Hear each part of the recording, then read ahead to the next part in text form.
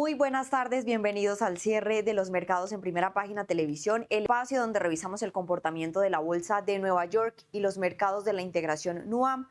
Comenzamos esta emisión. Los principales índices de Wall Street operan mixtos este miércoles, con el Standard & Poor's 500 alcanzando un nuevo máximo histórico intradía, impulsado por el rally de las acciones tecnológicas y de semiconductores, a pesar de otro dato de inflación mayor a lo esperado en Estados Unidos. Así las cosas, vamos a observar entonces cómo el Dow Jones retrocede 0,14% después de que la jornada a principio pues estaba teniendo avances significativos. Hoy vemos que se ubica sobre los 49.693 puntos. Por su parte, el Standard & Poor's 500 también muestra avances en la jornada, 0,58% en 7.444, y por último, es decir, el Nasdaq también tiene aumentos considerables de más de 300 puntos, revirtiendo las pérdidas de esta mañana, que recordemos el Nasdaq había amanecido perdiendo más de 200 puntos. Sin embargo, hoy vemos que cierra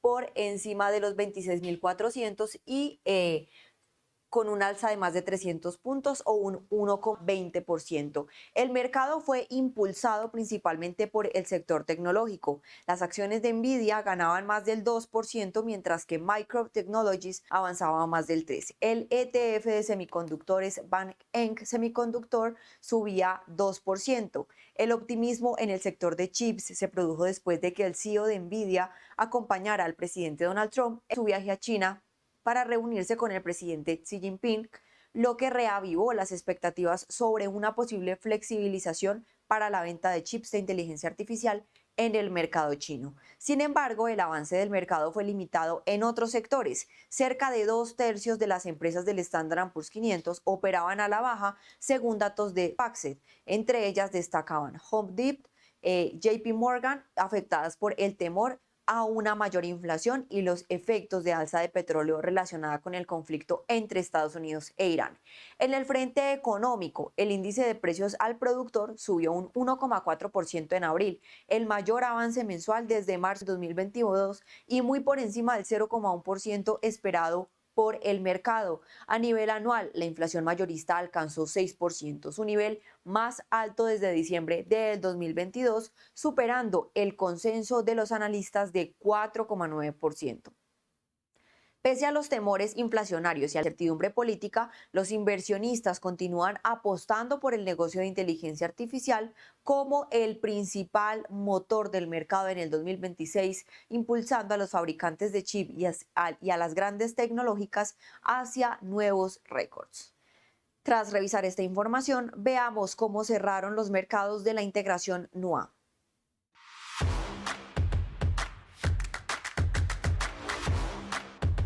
Vamos a empezar entonces con la Bolsa de Valores de Colombia, que, como podemos observar, hoy finaliza con caídas, recordando que en la apertura de la sesión también había abierto con caídas en la jornada. El MSCI Colcap descendió 0,73% en 2.073 puntos. Digamos que puede estar a puertas de perder esos 2.000 que había logrado alcanzar desde el año pasado. Cementos Argos disminuyó 3,25%, Grupo Argos de la acción preferencial bajó 2,23%, Grupo Aval de la acción preferencial también descendió 1,97%, y Corfi Colombiana de la acción preferencial también bajó 1,63%.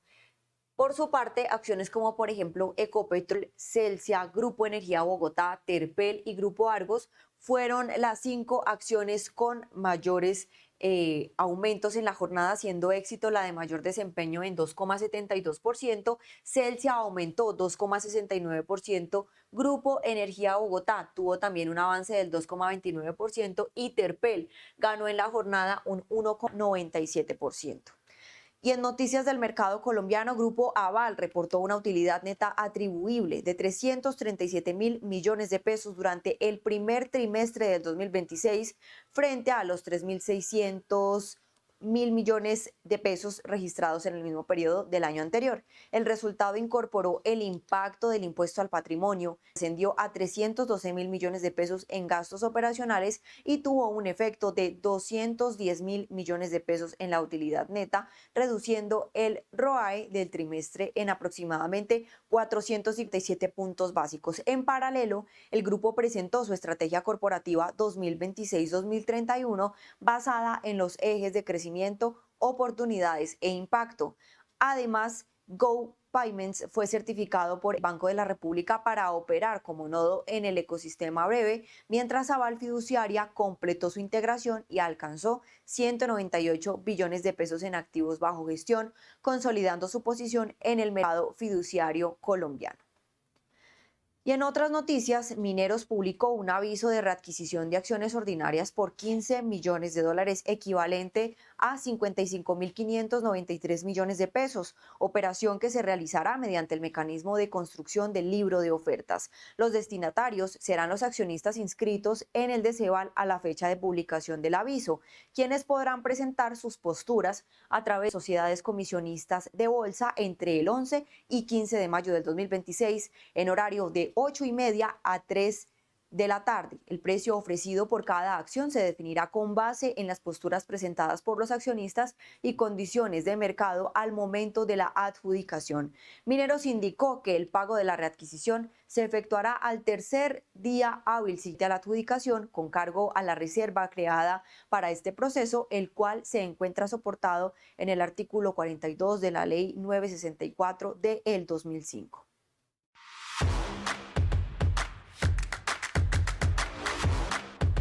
Siguiendo con las bolsas que integran NUAM, el turno es para el IPSA, que se desplomó considerablemente, más del 2%, 2,31% específicamente, retrocedió de los 10.500, ha ido bajando considerablemente más del 2-3% en las últimas sesiones, perdió recientemente los 11.000 puntos y hoy ya se ubica sobre los 10.000.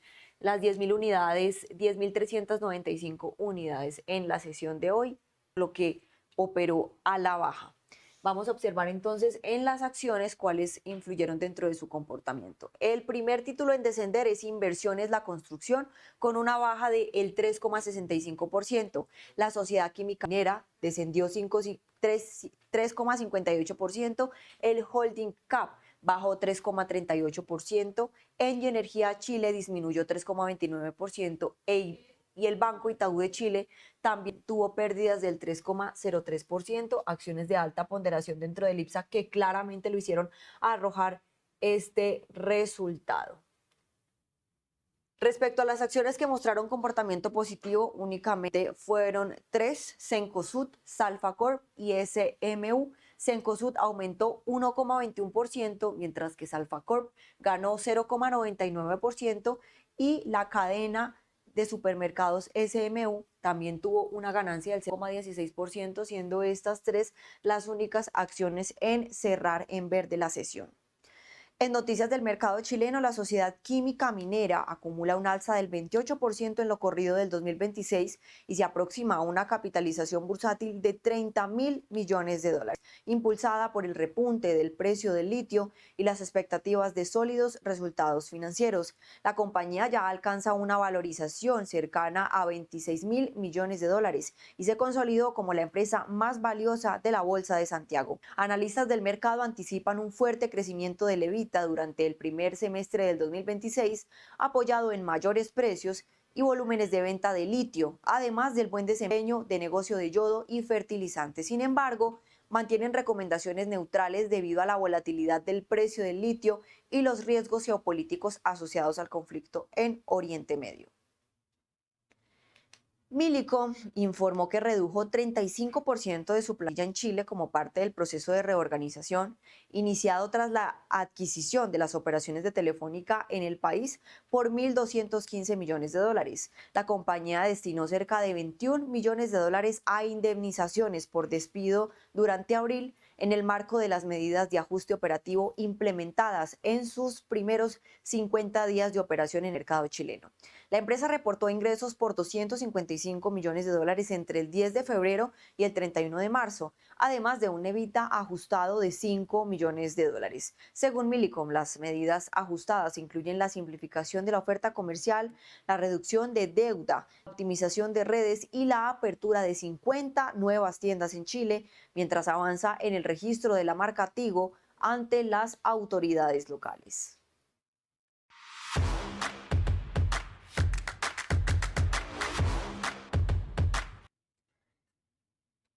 Ya para finalizar, Nuam, vamos con la Bolsa de Valores de Lima, que hoy finaliza de manera positiva con avances del 1,84% por ese repunte en los precios del cobre. Recordemos que el mercado limeño se rige mucho por esos precios internacionales de metales, donde claramente lo ayudan a impulsarse notoriamente. Lo que nos permite concluir hoy que Nuam finaliza la sesión de manera mixta. Colombia lo hizo de manera negativa, Chile también con bajas superiores al 2% y la Bolsa de Valores de Lima finalizó en positivo con una variación positiva del 1,84% en 54.251 unidades. Vamos a observar dentro de las acciones cuáles tuvieron mayor impacto dentro de ese resultado que recientemente mostró la Bolsa de Valores de Lima en la sesión de hoy. Así las cosas, Panoro Minerals es el primer título en aumentar, 9,77%, Intercop también ganó 7,87%. Integratel Perú tuvo un aumento del 6,25%. Nexa Resources Atacocha ganó 6,13% en la sesión de hoy y Southern Copper Corporation pues se sumó a la lista de acciones al alza en 5,81%. Se sumó a la lista también Volcán Compañía Minera con un avance del 3,91%. Respecto a las acciones con menor desempeño, el primer título lo ocupó Manufactura de Metales y Aluminio, que tuvo una baja del 12,50%. Alicorp descendió 6,10%. Cerro de Pasco Resources disminuyó 5,73%. Empresa Agroindustrial Pomalca retrocedió 2,80% y Austral Group perdió 2,78% en la sesión de hoy. Y en noticias del mercado limeño, Silver Mobile Resources informó que completó aproximadamente el 75% de las actividades generales de rehabilitación de su planta procesadora Reliquias, ubicada en el centro de Perú y es su propiedad total. La compañía indicó que ya finalizó la instalación de los principales equipos de procesamiento en los circuitos de trituración y molienda y flotación, mientras avanza en las actividades de integración, finalización mecánica y preparación para la puesta en marcha. La empresa señaló, además, que completó con recursos satisfactorios las pruebas de carga vacía en los circuitos de trituración, molienda y flotación sin identificar problemas operativos. La siguiente etapa estará enfocada en la integración eléctrica, instalación de instrumentación y actividades de puesta en marcha en seco, como parte del plan para retomar la producción durante el tercer trimestre del 2026. Las acciones de la compañía subieron un 5,7% el martes en la Bolsa de Toronto hasta $4,47 canadienses.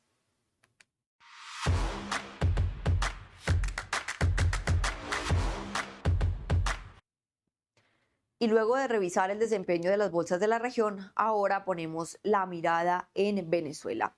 El IBC de Caracas finalizó con una variación positiva del 0,56% en 5.657 puntos. Por su parte, los otros índices que la componen, es decir, el financiero y el industrial, también finalizaron con avances en la jornada de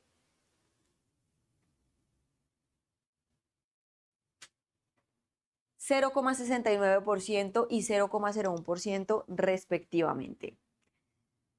El gobierno de Venezuela anunció el inicio de un proceso de reestructuración de la deuda externa de la República y de PDVSA con el objetivo de restablecer el acceso al financiamiento internacional y atraer nuevas inversiones extranjeras. El país mantiene bonos en default por cerca de $660.000 millones desde el 2017, mientras analistas estimaron que los pasivos totales, incluyendo laudos arbitrales y otras obligaciones, podrían superar los $150.000 millones. La decisión ocurre después de que el Departamento del Tesoro de Estados Unidos autorizara a firmas legales y financieras a prestar servicios de asesoría relacionados con la eventual reestructuración de la deuda venezolana y de PDVSA, aunque sin permitir negociaciones directas ni pagos a acreedores. El gobierno venezolano señaló que el proceso busca un alivio sustancial de la deuda para liberar recursos destinados a la recuperación económica y a la atracción de capital internacional. Muchísimas gracias a todos nuestros televidentes por acompañarnos en esta emisión de Primera Página, el canal de los negocios. Nos vemos en una próxima oportunidad y los dejo con este análisis económico.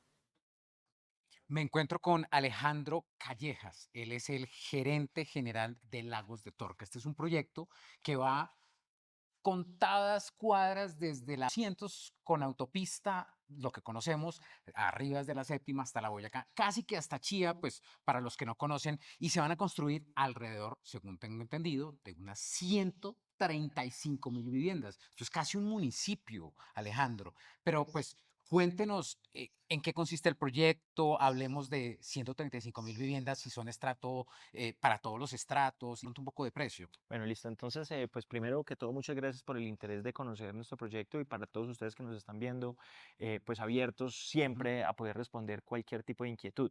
Realmente este es un proyecto que arranca en la 183 en unas partes y en otras en la 192 hasta la 246 al norte, desde la carrera séptima, muy bien como usted lo mencionó, a la futura avenida Boyacá.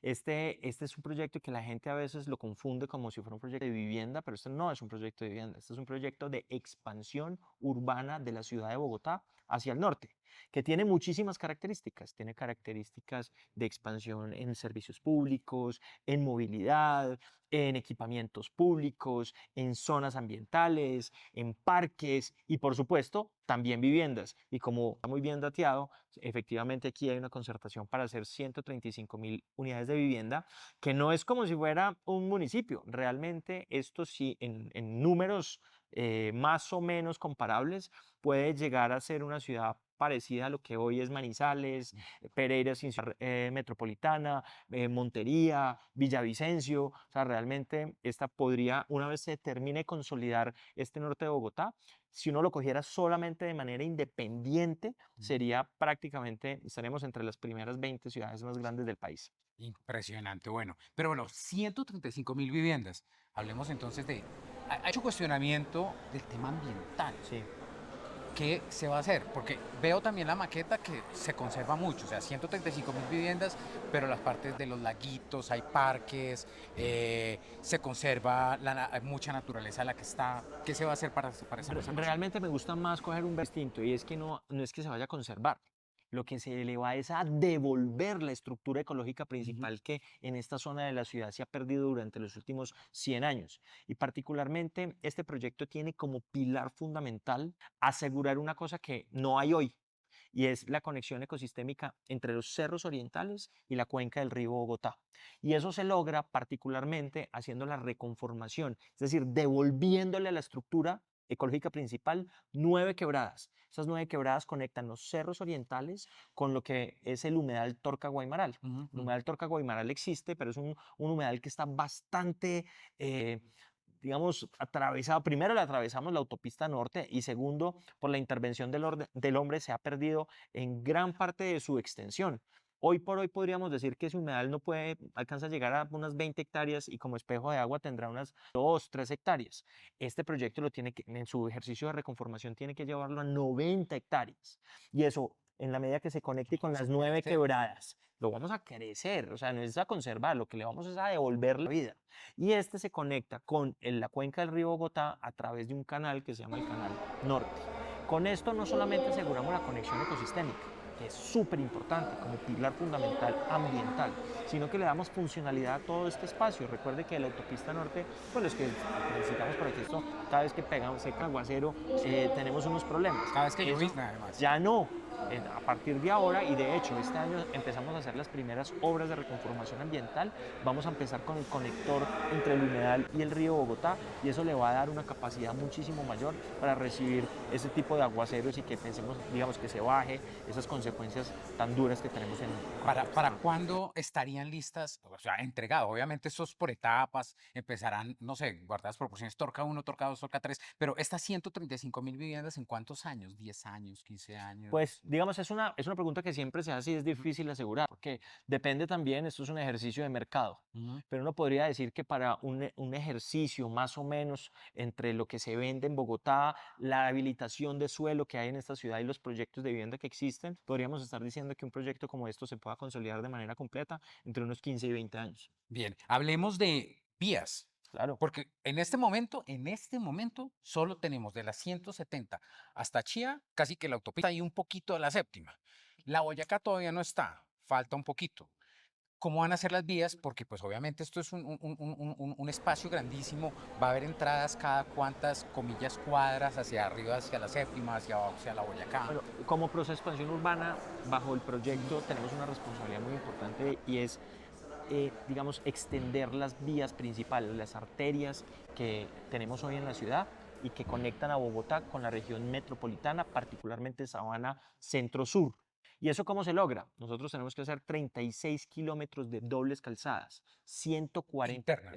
Sí, sí, ya le explico más o menos cómo funciona, 140 kilómetros de ciclorrutas y cientos de miles de metros de espacio público entre andenes y zonas verdes. Ok. ¿Esto en qué se materializa? Esto se materializa, por ejemplo, en la extensión de la Avenida Novena o la Ok. Laureano Gómez, desde la 192 hasta la 240. Wow. Allí se abre, hay una bifurcación con una doble calzada adicional que se llama la Avenida Santa Bárbara Ujú. y una pequeña que se llama la Jorge Uribe Otero. Eso hablando en términos norte-sur o sur-norte.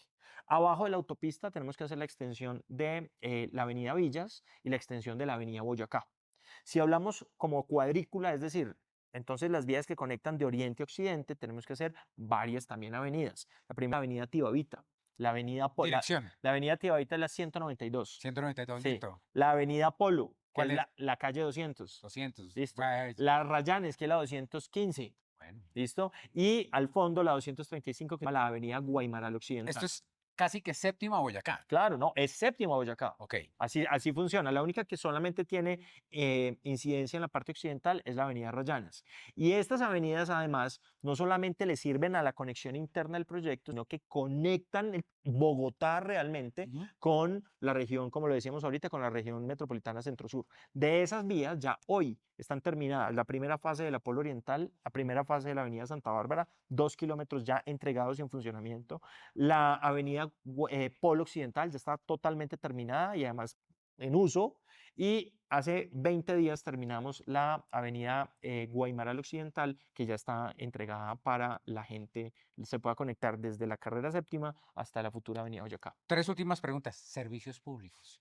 Eso es súper importante en cualquier proceso de expansión, porque entre otras cosas la gente se le olvida que lo primero que usted necesita es agua. Agua. Y el agua no solamente para tomar, sino que cuando el agua se usa tenga un sitio donde llegar y no sean los ríos ni los vallados que tenemos. Entonces aquí se van a construir 150 kilómetros de tuberías para conectar todos los proyectos de vivienda que se puedan hacer aquí, se conecten no solamente con el acueducto de Bogotá desde la provisión del agua, sino con la Petar Salitre para el manejo de aguas negras. Y por eso, y ese es un tema ambientalmente, digamos, clave, porque hoy por hoy el norte no tiene un sitio de disposición claro, se maneja a través de plantas de tratamiento de agua residual independientes, eso es muy difícil de controlar.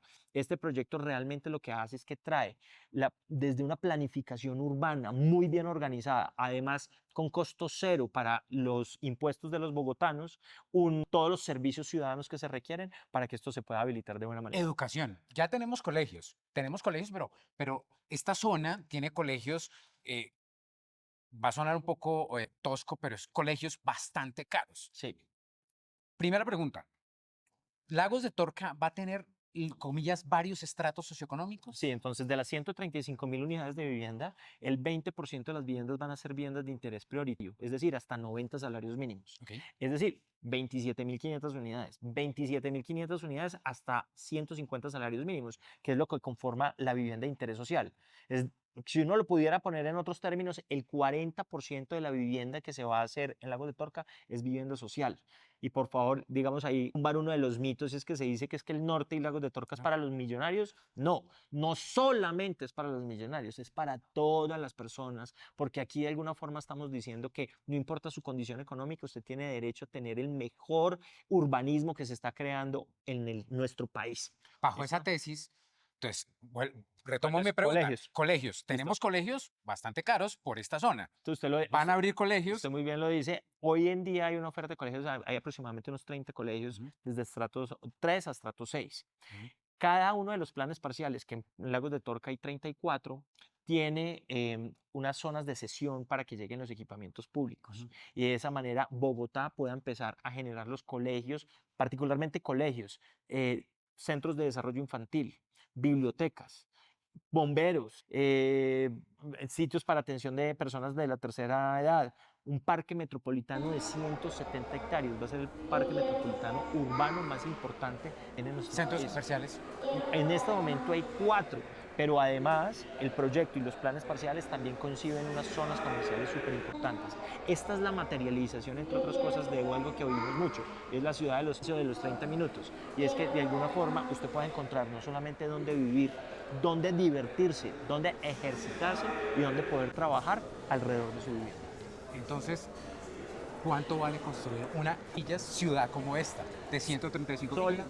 Solamente la carga general, que es de lo que nos encargamos nosotros, que son las vías, los parques, las reconformaciones ambientales y todo lo que hemos mencionado, está evaluado en 4.5 billones de pesos. Pero si usted incluye además los urbanismos locales de los planes parciales y los edificios que aquí se van a construir, podríamos estar hablando de una inversión entre los 50 y 80 billones de pesos. Estamos hablando de casi que una décima parte de lo que vale un presupuesto general de la nación. Así es. Bueno, pues Alejandro Callejas, gerente general de Lagos de Torca, muchas gracias por estar en Primera Página Televisión, el canal de los No, negocios. por el contrario, cuando quieran, y además que cojamos más tiempo para empezar a hacer doble clic a cada uno de estos temas que son muy importantes. Excelente, muchas gracias a los televidentes de Primera Página Televisión, el canal de los negocios, y nos vemos en una nueva ocasión. Muchas gracias.